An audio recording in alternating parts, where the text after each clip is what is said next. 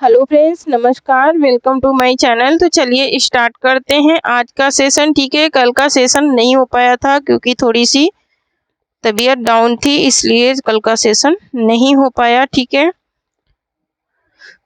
तो हम लोग आज के क्वेश्चन अभी स्टार्ट करते हैं। तो पहला क्वेश्चन है कि तेरी मेरी उसकी बात के लेखक कौन है? क्या भगवती चरण वर्मा है, या यशपाल है, या फिर अमृतलाल नागर है, या फिर शिव प्रसाद सिंह है, या फिर उपयुक्त में से कोई नहीं है? ठीक है, तो यहाँ पर इसके लेखक कौन है, ठीक है, ये बताना है। तो यहाँ पर इसके लेखक हैं, ऑप्शन नंबर 2 राइट हो जाएगा। कौन है? यशपाल है। ठीक है, कौन है? यशपाल है। ठीक है, यशपाल है। निम्नलिखित में से कौन सी रचना नागार्जुन की नहीं है, ये बताना है यहाँ पर। तो दादा कॉमरेड ये यशपाल की है, इनकी नहीं है। पृथ्वीराज रासो हिंदी साहित्य के किस काल में लिखा गया था? तो ये किस काल में लिखा गया था? आदिकाल में लिखा गया था। नेक्स्ट क्वेश्चन है कि जो बीत गई सो बीत गई किसकी पंक्तियां हैं? ठीक है, ये किसकी पंक्तियां हैं? जो बीत गई सो बीत गई, ठीक है, ये किसकी पंक्तियां हैं? ठीक है, तो ये उपयुक्त में से किसी की नहीं है, ये अज्ञे की पंक्तियां हैं। ठीक है, नेक्स्ट क्वेश्चन देखेंगे, मैं डूब गया था स्वयं शून्य में किसकी काव्य पंक्ति है? ठीक है, मैं डूब गया था स्वयं शून्य में, ये किसकी काव्य पंक्ति है? तो ये अज्ञे की काव्य पंक्तियां हैं, इनकी कविता की पंक्तियां हैं। किसकी? अज्ञे की। ठीक है, अज्ञे की ये उक्ति है। ठीक है, नेक्स्ट क्वेश्चन देखेंगे, ये आगे की उक्ति है। ठीक है, नेक्स्ट क्वेश्चन देखेंगे। नेक्स्ट है कि तुम मुझे प्रेम करो जैसे मछलियां लहरों से करती हैं। उपरोक्त काव्य पंक्तियां किस लेखक की हैं? ये काव्य पंक्तियां किस लेखक की हैं, ये बताना है। तो यहाँ पर इसका राइट आंसर हो जाएगा ऑप्शन नंबर 2 शमशेर बहादुर सिंह की हैं। नेक्स्ट क्वेश्चन है कि रूप की आराधना का मार्ग आलिंगन नहीं तो और क्या है? ये किसकी काव्य पंक्तियां हैं? तो ये किसकी काव्य पंक्तियां हैं, ये बताना है। तो यहाँ पर इसका राइट आंसर हो जाएगा हमारा ऑप्शन नंबर 4 दिनकर की ये हैं। नेक्स्ट क्वेश्चन देखेंगे, रामधारी सिंह दिनकर को किस का कृति पर ज्ञानपीठ पुरस्कार मिला था? तो उर्वशी पर मिला था इनको। नेक्स्ट क्वेश्चन है कि गोरी सोवे सेज पर मुख पर डारे केस, चल खुसरो घर अपने रैन भई सचु देश। तो ये खुसरो की पंक्तियां हैं। ठीक है, नेक्स्ट क्वेश्चन है कि माधो हम परिणाम निराला किसने कहा था? तो ये विद्यापति ने कहा था। नेक्स्ट क्वेश्चन है कि दशरथ सुत तिह लोक बखाना राम नाम का मरण है आना किसकी पंक्तियां हैं? कबीर दास की हैं। नेक्स्ट क्वेश्चन देखेंगे, प्रभु जी तुम चंदन हम पानी किसकी काव्य पंक्ति हैं? ठीक है, तो ये संत रैदास की हैं। नेक्स्ट है कि मानुष प्रेम भयो बैकुंठी किसके द्वारा रचित है? तो जैसी के द्वारा ये रचित है। भरोसा दृढ़ इन चरण केरो किसके द्वारा रचित पंक्तियां हैं? ये किसके द्वारा रचित पंक्तियां हैं? तो ये सूरदास द्वारा रचित पंक्तियां हैं। हम लोग फटाफट करेंगे क्योंकि 100 क्वेश्चन का हमारा आज का क्लास है। नेक्स्ट क्वेश्चन है कि पर पीड़ा सम नहीं, तो ये तुलसीदास की पंक्तियां हैं। ठीक है, नेक्स्ट क्वेश्चन देखेंगे, संतन को कहा सीकरी सो काम आवत जात पनैया टूटी विसर गयो हरिनाम कुंभन दास ने ये लिखा था, कहा था। ठीक है, नेक्स्ट क्वेश्चन है कि निम्नलिखित में से कौन सा कवि रीतिबद्ध धारा का नहीं है? तो बिहारी रीति सिद्ध के हैं, रीतिबद्ध के नहीं है। निम्नलिखित में से तार सप्तक के कवि नहीं है। ठीक है, तार सप्तक के कौन से कवि नहीं है, ये बताना है। तो धर्मवीर भारती नहीं है। नेक्स्ट क्वेश्चन है कि श्री संप्रदाय के प्रवर्तक कौन माने जाते हैं? तो श्री संप्रदाय के प्रवर्तक रामानुजाचार्य माने जाते हैं। नेक्स्ट क्वेश्चन है कि बल्लभाचार्य के शिष्य नहीं है, बल्लभाचार्य के शिष्य नंददास नहीं है। ठीक है, नेक्स्ट क्वेश्चन है कि हिंदी खड़ी बोली का प्रथम ग्रंथ कौन सा है? तो भाषा योग वशिष्ठ है। नेक्स्ट क्वेश्चन देखेंगे कि दलपति विजय रचित रचना कौन सी है? तो दलपति विजय की रचना कौन सी है? तो कुमार रासो है दलपति विजय की रचना। नेक्स्ट क्वेश्चन देखेंगे, हंसावली के रचनाकार कौन है? तो हंसावली के असाहित हैं। ठीक है, नेक्स्ट क्वेश्चन देखेंगे, नेक्स्ट क्वेश्चन है कि नाभादास द्वारा रचित रचना है? तो भक्तमाल है नाभादास की रचना। नेक्स्ट क्वेश्चन देखेंगे कि कौन सी रचना केशव द्वारा रचित नहीं है? तो रस विलास नहीं है, ये देव की है। ठीक है, इनमें से किस साहित्य इतिहास ग्रंथ को किशोरी लाल गुप्त ने हिंदी साहित्य का प्रथम इतिहास नाम से अनुवाद करके प्रकाशित किया था? तो कौन सा था? तो वो द यहाँ पर कौन सा इतिहास ग्रंथ था, तो the modern vernacular literature of northern Hindustan था। ठीक है, नेक्स्ट क्वेश्चन देखेंगे। नेक्स्ट क्वेश्चन है कि त्रिलोचन शास्त्री के अनुसार रीतिकाल को क्या संज्ञा दी गई। ठीक है, रीतिकाल को क्या संज्ञा दी गई थी, तो अंधकार काल संज्ञा दी गई थी इनके द्वारा। रामचंद्र शुक्ल का हिंदी साहित्य का इतिहास मूलतः किस कृति की भूमिका के रूप में लिखा गया, तो हिंदी शब्द सागर के रूप में लिखा गया। नेक्स्ट क्वेश्चन देखेंगे, निम्नलिखित में से किसने हिंदी साहित्य का इतिहास नहीं लिखा, तो हजारी प्रसाद द्विवेदी ने नहीं लिखा। नेक्स्ट क्वेश्चन है कि कविता का विषय मनोरंजन एवं उपदेश जनक होना चाहिए, महावीर प्रसाद द्विवेदी ने कहा था। ठीक है, नेक्स्ट क्वेश्चन है कि हिंदी साहित्य और संवेदना का विकास किसके द्वारा रचित इतिहास ग्रंथ है, तो ये डॉक्टर रामस्वरूप चतुर्वेदी के द्वारा लिखित है। ठीक है, नेक्स्ट क्वेश्चन है कि खड़ी बोली हिंदी का प्रथम कवि कौन माना जाता है, तो खड़ी बोली हिंदी का प्रथम कवि किसको माना जाता है, तो यहाँ पर इसका राइट आंसर हो जाएगा हमारा क्या, इसका राइट आंसर हो जाएगा हमारा ऑप्शन नंबर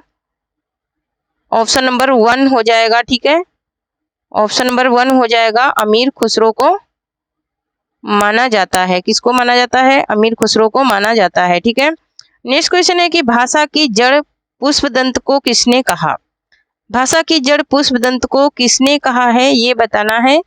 तो यहाँ पर इसका राइट आंसर क्या हो जाएगा, इसका राइट आंसर हो जाएगा हमारा क्या, ऑप्शन नंबर ए हो जाएगा, शिव सिंह सेंगर ने कहा। नेक्स्ट क्वेश्चन देखेंगे, पृथ्वीराज रासो में प्रमुख रस कौन सा है।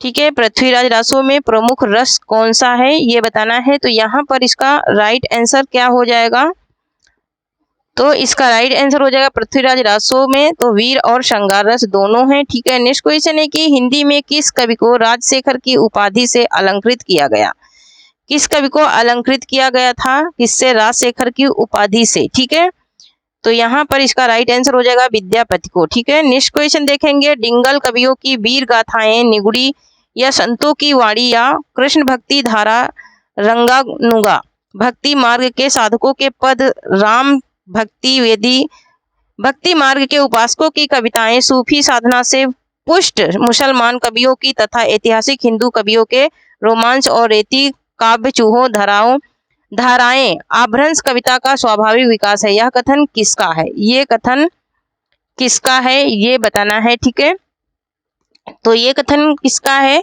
कि धाराएं आभ्रंश कविता की स्वाभाविक विकास है, तो ये हिंदू और कौन से हिंदू कवियों के रोमांस और रीति काव्य की धाराओं के क्या है, आभ्रंश कविता का स्वाभाविक विकास, ये हजारी प्रसाद द्विवेदी का क्या है, कथन है। जो लोग हमारे कथन की वीडियो नहीं देखे हैं जाकर मेरे चैनल पे देख लें। नेक्स्ट क्वेश्चन है कि रासो ग्रंथ किस भाषा में लिखे गए थे, तो रासो ग्रंथ किस भाषा में लिखे गए थे, तो ये लिखे गए थे किसमें, डिंगल और फिंगल भाषा में लिखे गए थे। नेक्स्ट क्वेश्चन है कि पयोजी मैंने राम रतन धन पायो पद के रचयिता का नाम है, पायो जी मैंने राम रतन धन पायो, इसके रचयिता कौन है, ये बताना है। तो यहाँ पर मीराबाई इसकी रचनाकार है। नेक्स्ट क्वेश्चन है कि रसखान कवि का वास्तविक नाम क्या था, रसखान कवि का वास्तविक नाम क्या था, तो ऑप्शन नंबर यहाँ पर क्या राइट हो जाएगा, ऑप्शन नंबर 4 राइट हो जाएगा, सैयद इब्राहिम था इनका वास्तविक नाम। नेक्स्ट क्वेश्चन है कि रहीम किसके दरबारी कवि थे। ठीक है, रहीम किसके दरबारी कवि थे। ठीक है, तो रहीम किसके दरबारी कवि थे, ये बताना है। तो यहाँ पर इसका राइट आंसर क्या हो जाएगा, तो इसका राइट आंसर हो जाएगा हमारा क्या, ऑप्शन नंबर 3 हो जाएगा, अकबर। नेक्स्ट क्वेश्चन है कि जिस प्रकार मीराबाई ने जाके सिर मुकुट मोर मुकुट मेरो पति सोई कहकर कृष्ण की भक्ति पति रूप में थी, उसी प्रकार किस दक्षिण भारतीय भक्त कवि ने कहा कि स्वामी कृष्ण के अतिरिक्त किसी और को अपना पति नहीं बना सकती, कौन ऐसी थी, तो वो थी हमारी कौन, वो थी हमारी कावित्री अंडाल थी कौन थी, अंडाल थी। ठीक है, नेक्स्ट क्वेश्चन है कि भक्ति आंदोलन को लोक जागरण की संज्ञा किस विद्वान ने दी थी, भक्ति आंदोलन को लोक जागरण की संज्ञा किस विद्वान ने दी थी, तो किस विद्वान ने दी थी उनको, ये बताना है। तो यहाँ पर इसका राइट आंसर हो जाएगा हमारा क्या, इसका राइट आंसर क्या हो जाएगा? तो ऑप्शन नंबर 2 हो जाएगा, आचार्य हजारी प्रसाद द्विवेदी ने दी थी। नेक्स्ट क्वेश्चन है कि कबीर के निगुण पंथ का आधार भारतीय वेदांत और सूफियों का प्रेम तत्व है, या विचार किसका है? जो लोग कथन कारण वाले, मेरे कथन वाले नहीं देखे हैं वीडियो, वो लोग जाकर के मेरे चैनल पे देख लें, क्योंकि मैं 300 प्लस कथन पढ़ा चुकी हूँ और यहाँ पर रामचंद्र शुक्ल का ये कथन है। ठीक है, नेक्स्ट क्वेश्चन है कि पद्मावत के रतन सेन की पत्नी का नाम क्या है? पद्मावत के रतन सेन की पत्नी का नाम क्या है, ये बताना है। तो यहाँ पर नागवती, क्या नाम है? तो नागमती नाम है। ठीक है, नागमती नाम है। नेक्स्ट क्वेश्चन है कि भक्ति कालीन किस काव्य धारा में परमात्मा को स्त्री तथा आत्मा को पुरुष रूप में चित्रित किया गया है? ठीक है, किसको चित्रित किया गया है, ये किस काव्य धारा में? तो यहाँ पर ये चित्रित किया गया है सूफी काव्य धारा में। ठीक है, नेक्स्ट क्वेश्चन है कि रीतकालीन किस कवि को ऋतु वर्णन का श्रेष्ठ कवि माना जाता है? ऋतु वर्णन का श्रेष्ठ कवि किसको माना जाता है? तो ऋतु वर्णन के लिए कौन प्रसिद्ध है? तो हमारे सेनापति। ठीक है, सेनापति प्रसिद्ध है ऋतु वर्णन के लिए। ठीक है, नेक्स्ट क्वेश्चन देखेंगे, आचार्य रामचंद्र शुक्ल ने किस कवि को कठिन काव्य का प्रेत कहा था? ठीक है, किसको कहा था इन्होंने? आचार्य रामचंद्र शुक्ल ने। तो हमारा यहाँ पर राइट आंसर हो जाएगा केशव को। ठीक है, किसको कहा था? केशव दास को कहा था। नेक्स्ट क्वेश्चन है कि यहाँ आंख बड़ी बला है, आना जाना मना है, यह किसने लिखा है? ठीक है, ये किसने लिखा है? तो यहाँ पर इसका राइट आंसर क्या हो जाएगा? तो यहाँ पर इसका राइट आंसर हो जाएगा हमारा क्या? ऑप्शन नंबर 2 हो जाएगा, बालकृष्ण भट्ट ने। नेक्स्ट क्वेश्चन है कि त्रिशूल उपनाम से कौन लिखते थे? ठीक है, त्रिशूल उपनाम से कौन लिखते थे, ये बताना है। तो यहाँ पर कौन लिखते थे त्रिशूल उपनाम से? ठीक है, तो यहाँ पर इसका राइट आंसर क्या होगा? ठीक है, तो ये सारे उपनाम वाले वीडियो भी मेरे चैनल पे आप लोगों को मिल जाएंगे। ठीक है, कंटेंट में जाइए, कंटेंट में आप लोगों को मिल जाए। गया प्रसाद शुक्ल स्नेही का था त्रिशूल उपनाम से ये लिखते थे। ठीक है, नेक्स्ट क्वेश्चन है कि आज यही पावन समाधि पर दीप जलाने आया हूँ किसके द्वारा रचित काव्य पंक्तियां हैं ना?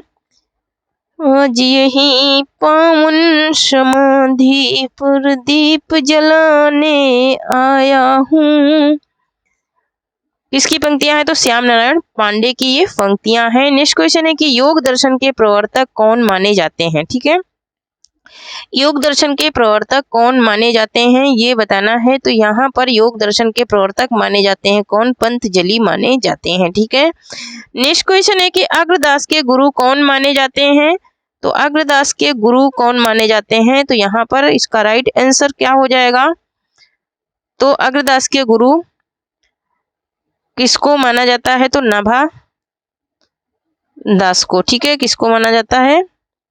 नाभा दास को माना जाता है अग्रदास का गुरु। ठीक है, तो 50 क्वेश्चन कंप्लीट हो गए हैं। अभी आप लोग थोड़ा सा लाइक और शेयर कर दीजिए। ठीक है, लाइक शेयर करने में कोई खर्चा नहीं है। ठीक है, तो यहाँ पर नेक्स्ट क्वेश्चन है हमारा 52 नंबर क्वेश्चन है कि निम्नलिखित में से कौन सा कवि तीसरे तार सप्तक का है? ठीक है, कौन सा कवि है जो तीसरे तार सप्तक का है, ये बताना है। तो यहाँ पर इसका राइट आंसर हो जाएगा प्रयाग नारायण त्रिपाठी, ये तीसरे तार सप्तक के हैं। ठीक है, नेक्स्ट क्वेश्चन है कि हित हरिवंश किस संप्रदाय के प्रवर्तक माने जाते हैं? हित हरिवंश किस संप्रदाय के प्रवर्तक ये माने जाते हैं? तो ये इसका राइट आंसर हो जाएगा ऑप्शन नंबर 4, राधा वल्लभी संप्रदाय के माने जाते हैं। नेक्स्ट क्वेश्चन है कि प्रगतिवादी कवि कौन नहीं है? ठीक है, प्रगतिवादी कवि कौन नहीं है, ये बताना है। तो प्रगतिवादी कवि कौन नहीं है? ठीक है, तो स्मितानंद पंत ये प्रगतिवादी कवि नहीं है, ये प्रकृतिवादी कवि है। ठीक है, नेक्स्ट क्वेश्चन है कि पहला व्यास सम्मान किस रचनाकार को दिया गया ना? मोस्ट इंपोर्टेंट है। ठीक है, व्यास सम्मान किसको मिला था पहला? हमारा जो व्यास सम्मान वाला कंटेंट वाला वीडियो है जाकर के देख लीजिए, सब कुछ क्लियर हो जाएगा। डॉक्टर रामविलास शर्मा को मिला था पहला। ठीक है, कब मिला था? तो भाषा के परिवार और हिंदी के लिए 1991 में इनको मिला था, ठीक है, इनकी इस रचना के लिए।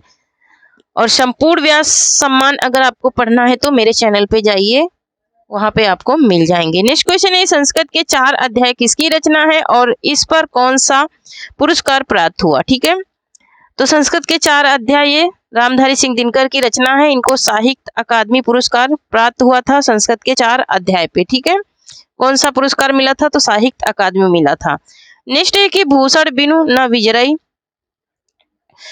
विजराई कविता वनिता मित्र उपरोक्त पंक्तियां किसके द्वारा रचित हैं। ये पंक्तियां किसके द्वारा रचित हैं, मोस्ट इंपोर्टेंट पंक्तियां हैं, ये बार बार पूछी जाती हैं, ठीक है, बार बार ये पंक्तियां पूछी जाती हैं और ये किसके द्वारा रची गई हैं, ठीक है। तो ये केशवदास द्वारा ये लिखी गई पंक्तियां हैं। नेक्स्ट क्वेश्चन देखेंगे। नेक्स्ट है कि मैंने उसको जब जब देखा लोहा जैसे तपता देखा, गलते देखा, ढलते देखा, किसके द्वारा रचित काव्य पंक्तियां हैं। ये किसके द्वारा रचित काव्य पंक्तियां हैं ये बताना है। लोहा कविता से ली गई हैं और आप बताइए। अब मैंने इतने हिंट दे दी, केदारनाथ अग्रवाल की ये पंक्तियां हैं, ठीक है। नेक्स्ट क्वेश्चन है कि इंग्लैंड का पेट कभी यूं ही खाली था, उसने एक हाथ से अपना पेट भरा और दूसरे हाथ से उन्नति के कांटों को साफ किया, किसने कहा है। ये कथन किसने कहा है ये बताना है। तो 59 का राइट आंसर क्या हो जाएगा, भारतेंदु ने ये कथन कहा है, ठीक है। नेक्स्ट क्वेश्चन देखेंगे। भाषा पर कबीर का जबरदस्त अधिकार था, वह वाणी के डिक्टेटर भी थे। यह कथन कबीर के लिए किस विद्वान ने कहा। यह कथन कबीर के लिए किस विद्वान ने कहा था ये बताना है, मतलब वह वाणी के डिक्टेटर भी थे, ठीक है। तो ये पंडित हजारी प्रसाद द्विवेदी ने कहा था, ठीक है, वाणी के डिक्टेटर, ठीक है। नेक्स्ट क्वेश्चन देखेंगे। नेक्स्ट है कि जयशंकर प्रसाद का अधूरा या अपूर्ण उपन्यास माना जाता है। तो अधूरा और अपूर्ण उपन्यास कौन सा है, जयशंकर प्रसाद का, ठीक है। तो जयशंकर प्रसाद का अधूरा और अपूर्ण उपन्यास है कौन सा, इरावती है इनका अधूरा और अपूर्ण उपन्यास। नेक्स्ट क्वेश्चन है कि इनमें से भी भिखारी दास की रचना नहीं है, ठीक है। भिखारी दास की रचना कौन सी नहीं है, तो शिवा बाविनी नहीं है, ये भूषण की रचना है, ठीक है। नेक्स्ट क्वेश्चन है कि कविता कौमुदी किसके द्वारा रचित है, ठीक है। कविता कौमुदी किसके द्वारा रचित है ये बताना है। तो यहाँ पर इसका राइट आंसर हो जाएगा ऑप्शन नंबर 2, ये श्याम सुंदर दास की रचना है कविता कौमुदी, ठीक है, सॉरी पंडित रमनेश की, ठीक है। नेक्स्ट क्वेश्चन है कि इतिहास लेखन की सबसे विकसित पद्धति है। इतिहास लेखन की सबसे विकसित पद्धति कौन सी है, तो विधेयवादी पद्धति है, ठीक है, विधेयवादी पद्धति है। नेक्स्ट क्वेश्चन है कि विद्यापति की कौन सी रचना मैथिली भाषा में लिखी गई है, तो कौन सी लिखी गई है मैथिली भाषा में। तो यहाँ पर इसका राइट आंसर क्या हो जाएगा, ऑप्शन नंबर 3 हो जाएगा, पदावली। पदावली मैथिली भाषा में लिखी गई है। नेक्स्ट क्वेश्चन है कि माधवा नल काम कंदला किसके द्वारा रचित रचना है। माधवा नल काम कंदला किसके द्वारा रचित रचना है ये बताना है। तो यहाँ पर इसका राइट आंसर क्या हो जाएगा, आलम द्वारा ये रचित रचना है। नेक्स्ट क्वेश्चन है कि तुलसीदास की किस रचना में संत महतो के लक्षण वर्णित है, ठीक है। संत महतो के लक्षण किस रचना में वर्णित हैं ये बताना है। तो ये किस रचना में वर्णित है, तो यहाँ पर इसका राइट आंसर हो जाएगा वैराग्य संदीपनी में ये वर्णित है। नेक्स्ट क्वेश्चन देखेंगे। किसी का भी यश उसकी रचनाओं के परिणाम के हिसाब से नहीं होता बल्कि गुण के हिसाब से होता है। शुक्ल जी ने यह कथन किस रीतिकालीन कवि के संबंध में कहा है, ठीक है। किस रीतकालीन कवि के संबंध में उन्होंने ये बात कही है, तो ये बिहारी के संबंध में उन्होंने ये बात कही है।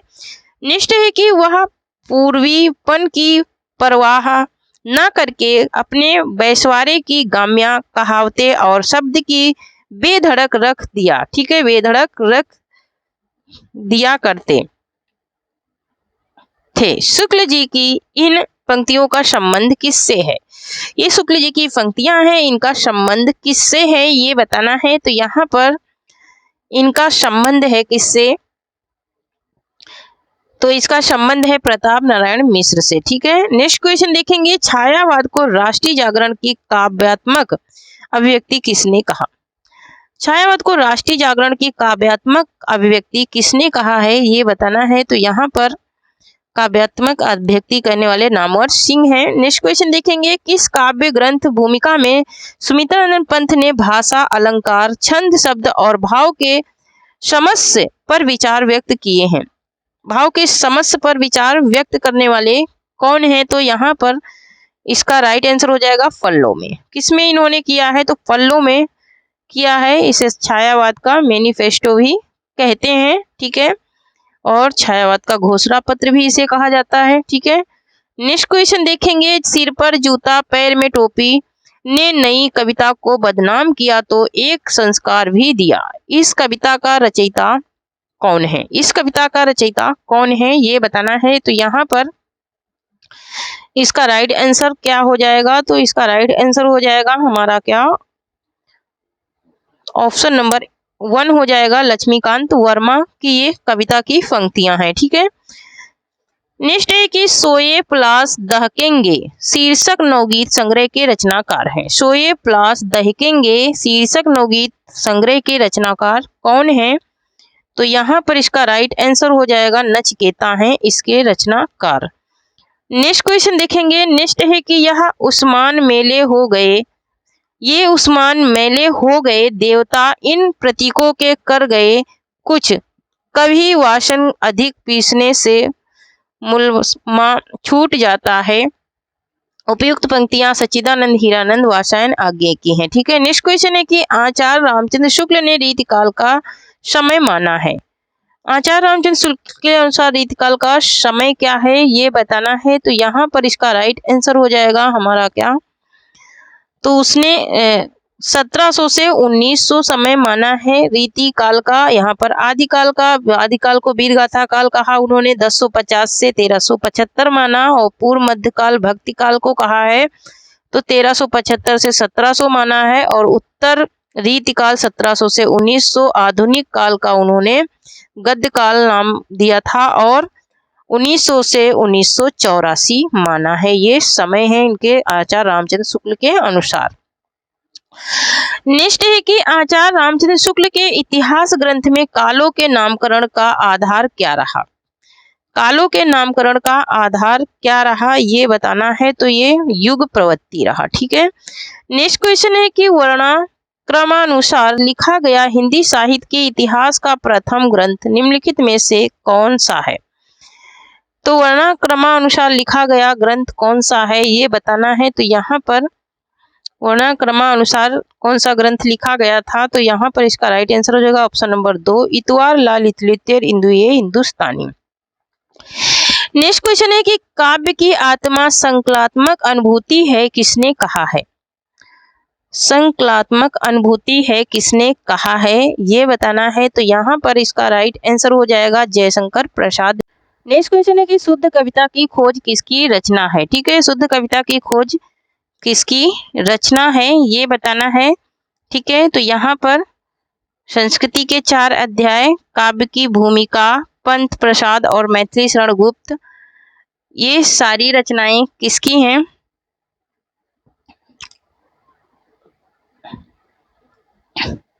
ये आप लोगों को बताना है, ठीक है। ये आंसर आप लोगों को कमेंट में ऑफलाइन बताना है, ठीक है। ये जो रचनाएं नीचे दी हैं, ठीक है, ये रामधारी सिंह दिनकर की रचना है, ठीक है। नेक्स्ट क्वेश्चन देखेंगे, शिव सिंह सरोज का रचना काल है। शिव सिंह सरोज कौन से सन में लिखा गया है, तो ये लिखा गया है हमारा किसमें, तो यहाँ पर इसका राइट आंसर हो जाएगा हमारा क्या,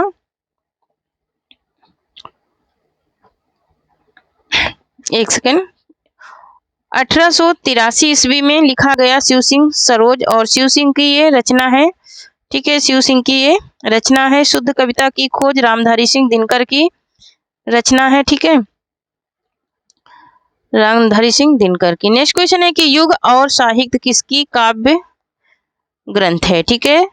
युग और साहित्य किसका काव्य ग्रंथ है, ठीक है, ये बताना है। तो युग और साहित्य ये काव्य ग्रंथ किसका है, तो ये ऑप्शन नंबर यहाँ पर क्या राइट हो जाएगा, इनकी कुछ रचनाएं नीचे हैं कि कवि और काव्य, ये शांतिप्रिय द्विवेदी की रचनाएं हैं सारी, ठीक है। किसकी हैं? शांतिप्रिय द्विवेदी की रचनाएं हैं। कवि और काव्य, साहित्यिक जीवन यात्रा, संचरणी, संकल्प, व्रत और विकास, ठीक है, ये सारी। नेक्स्ट क्वेश्चन है कि मिश्र बंधुओं के अनुसार हिंदी का प्रथम गद्य लेखक है। किसके अनुसार? मिश्र बंधुओं के अनुसार। मिश्र बंधुओं के अनुसार हिंदी का प्रथम गद्य लेखक कौन सा है? तो गोरखनाथ है, ठीक है। नेक्स्ट क्वेश्चन है कि हिंदी साहित्य 20वीं शताब्दी के रचयिता हैं। हिंदी साहित्य 20वीं शताब्दी के रचयिता कौन है, ये बताना है। तो यहाँ पर इसका राइट आंसर हो जाएगा हमारा क्या? इसका राइट आंसर हो जाएगा हमारा ऑप्शन नंबर, एक सेकेंड, ऑप्शन नंबर 2 हो जाएगा, नंदुलारे वाजपेयी हैं। नेक्स्ट क्वेश्चन है कि जैसे पुराना चावल ही बड़े आदमियों के खाने योग्य समझा जाता है, वैसे ही अपने समय में कुछ पुरानी पड़ी हुई परंपरा के गौरव से युक्त भाषा ही पुस्तक रचने वालों के व्यवहार योग्य समझी जाती थी। रामचंद्र शुक्ल का उपयुक्त कथन हिंदी साहित्य का इतिहास के आदिकाल के किस प्रकरण में है? ठीक है, ये किस प्रकरण में है? ये रामचंद्र शुक्ल ने लिखा था अपने इतिहास ग्रंथ में, और ये किस प्रकरण में है? तो ये चौथे प्रकरण में है, ठीक है। नेक्स्ट है कि अंग्ला भाषा में लिखा गया हिंदी साहित्य का इतिहास स्केच ऑफ हिंदी लिटरेचर के लेखक हैं। स्केच ऑफ हिंदी लिटरेचर के लेखक कौन है, ये बताना है। तो यहाँ पर इसका राइट आंसर हो जाएगा हमारा ऑप्शन नंबर 2 हो जाएगा, पादारी एडविन गिब्स हैं, ठीक है। नेक्स्ट क्वेश्चन है कि यद्यपि मैं खुद उर्दू का बड़ा पक्षपाती हूँ, लेकिन मेरे विचार में हिंदी को विभाषा या बोली कहना उचित नहीं है, यह कथन किसका है? यह कथन किस विद्वान का है, ये बताना है। तो यहाँ पर ये कथन किस विद्वान का है, ये बताना है। यहाँ पर इसका राइट आंसर हो जाएगा ग्रासादा तासी का है, ठीक है। नेक्स्ट क्वेश्चन देखेंगे। नेक्स्ट क्वेश्चन है कि राम और सीता के विवाह के अवसर पर किस कवि ने मिथिला की स्त्रियों से गौरी गीत गवाया था? तो केशव दास ने रामचंद्रिका में 1901 की रचना है, ठीक है, रामचंद्रिका में इन्होंने गवाया था, ठीक है। नेक्स्ट क्वेश्चन है कि आधुनिक काल के साहित्य की सबसे बड़ी विशेषता है। आधुनिक काल के साहित्य की सबसे बड़ी विशेषता कौन सी है, ये बताना है। तो यहाँ पर इसका राइट आंसर हो जाएगा हमारा क्या, एक सेकेंड, इसका राइट आंसर हो जाएगा हमारा, इसकी सबसे बड़ी विशेषता क्या है? तो ऑप्शन नंबर 2 हो जाएगा, गद्य साहित्य के सशक्त मध्यम के रूप, ठीक है। नेक्स्ट क्वेश्चन है कि कविता के लिए खड़ी बोली के पक्ष में आंदोलन की शुरुआत की थी। किसने की थी कविता के लिए खड़ी बोली के पक्ष में आंदोलन की शुरुआत? तो किसने की थी? अयोध्या प्रसाद खत्री ने की थी। नेक्स्ट क्वेश्चन है कि भारतेंदु युग का कौन कवि पुष्टि मार्ग में दीक्षित था? भारतेंदु युग का कौन सा कवि पुष्टि मार्ग में दीक्षित था? तो कौन सा था? भारतेंदु हरिश्चंद्र थे, ठीक है, भारतेंदु हरिश्चंद्र थे, ठीक है। हिंदी साहित्य के पितामह भी इन्हें कहा जाता है, नवजागरण का अग्रदूत भी इन्हें कहा जाता है, किसको? भारतेंदु को, और पुष्टि मार्ग का दीक्षित भी इन्हें कहा जाता है, ठीक है। नेक्स्ट क्वेश्चन है कि गंगा अवतरण किसके द्वारा रचित रचना है? गंगा अवतरण किसके द्वारा रचित रचना है? ब्रजवासी कवि द्विवेदी युगीन माने जाते हैं, ठीक है, तो जगन्नाथ दास रत्नाकर द्वारा रचित है, ठीक है। नेक्स्ट क्वेश्चन है कि द्विवेदी युग का वह साहित्यकार जिसको कविता कामिनी, कांत, भारतेंदु, प्रगेंदु, साहित्य सुधाकर उपाधि से विभूषित किया गया था, वो कौन थे, ये बताना है। तो यहाँ पर इसका राइट आंसर क्या हो जाएगा? तो इसका राइट आंसर हो जाएगा हमारा क्या, तो किसको साहित्य सुधाकर की उपाधि मिली थी? नाथूराम शर्मा शंकर को मिली थी साहित्य सुधाकर की उपाधि। नेक्स्ट है कि गुणवंत हेमंत किसके द्वारा रचित रचना है?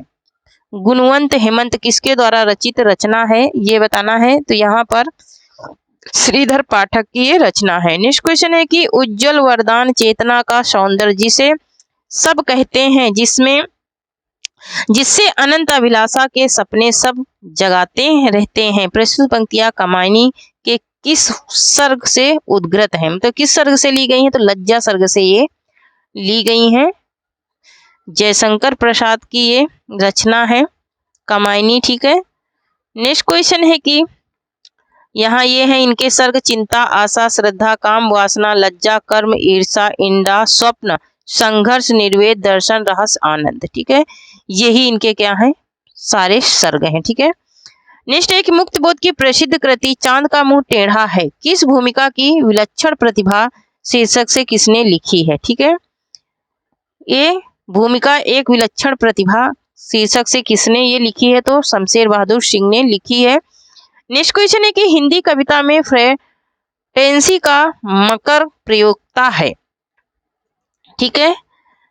मकर प्रयोक्ता कौन है ये बताना है, तो यहाँ पर इसका राइट आंसर हो जाएगा हमारा क्या, ऑप्शन नंबर 2 हो जाएगा मुक्ति बोध, ठीक है। नेक्स्ट क्वेश्चन है कि इस कविता में सृजन संबंधी चिंतन है किसमें है, ये सारी कविताएं हैं असाध्य बीड़ा, ब्रह्म राक्षस, मोचीराम, तो असाध्य बीड़ा में, ठीक है। असाध्य बीड़ा ये आगे की रचना है काव्य। किस कविता में शहरी जीवन पद्धति के